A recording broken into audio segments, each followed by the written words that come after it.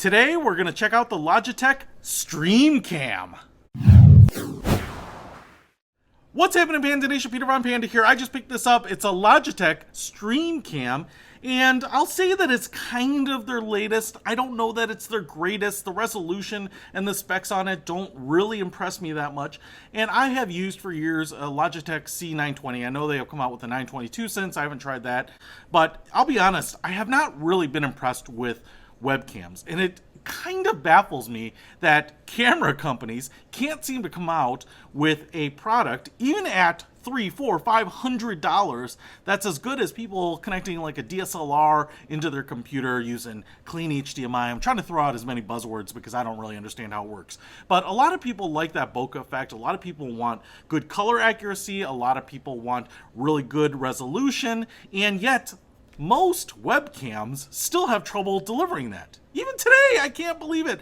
And for as much money that's going to webcam companies, especially right now as everyone's home, I just can't believe there aren't better options. Now, I will tell you that I picked this up because I have generally seen pretty good things about the StreamCam. It's not super expensive, and I was just hoping that, getting something that's newer, even though the specs on it may not be particularly impressive. Maybe it's just going to be a little bit of a step up from where I am now, and particularly because I record in front of my computer, do some Zoom conferences, do some FaceTimes, those types of things. I really wanted to have something that was going to be a good experience for the people on the other end. You get this USB plug. It's just your standard USB-A. It's got this really long neck to it for whatever reason. The cable here is kind of heavy, actually.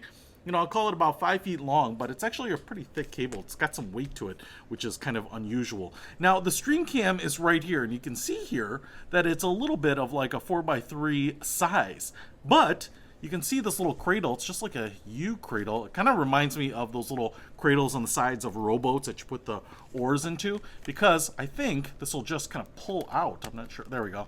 There are little detents on the side. So there are these little recessed areas, and then we have detents that stick out the side, so it stays in there with some authority.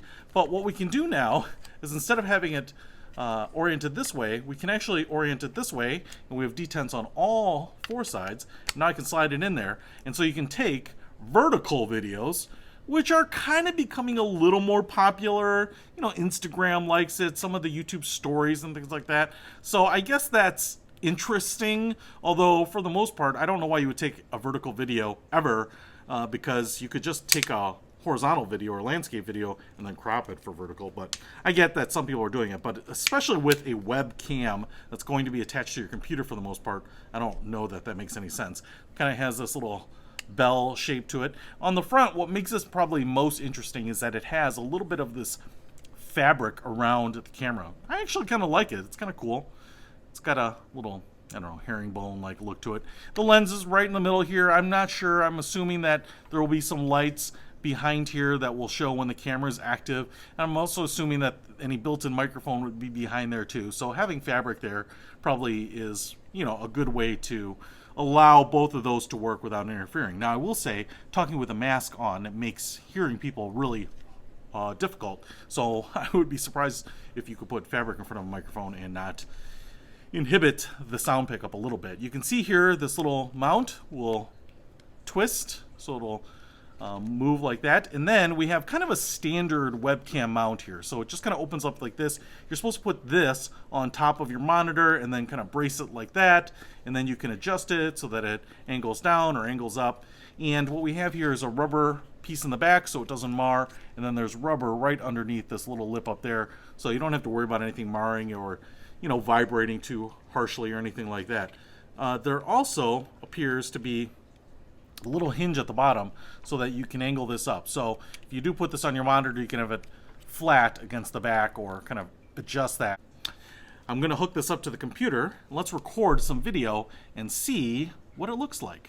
All right, gonna test the Logitech versus the Logitech here. I've got my Logitech C920 webcam right here, and I haven't done anything with the settings, and I do have it front lit, so I'm using my LED bar to light up my face here. So it's got a little more light boost to it than kind of a non-illuminated room. So I think color temperature, focus, saturation, you know, clarity, all that should be as good as it's going to get on here. Now, I've had this one for a number of years. I know there's a 922 after this, but I just wanted to show you what this webcam is picking up, which has served me well and has been fine. But let's go ahead and plug in the Logitech StreamCam and see what that's like. All right, so plugged in the StreamCam here, and there's a little white LED light that's lit up showing that it is recording. And I would say right off the bat, it seems to have a little bit larger field of view. I seem to be shrunk down just a little bit. It's in exactly the same place. I will also say that, I don't know, there seems to be like a little lag on it or something like that, at least when I'm recording it. We'll have to see. But I wouldn't say that it's any sharper, and I wouldn't say that the color looks any better.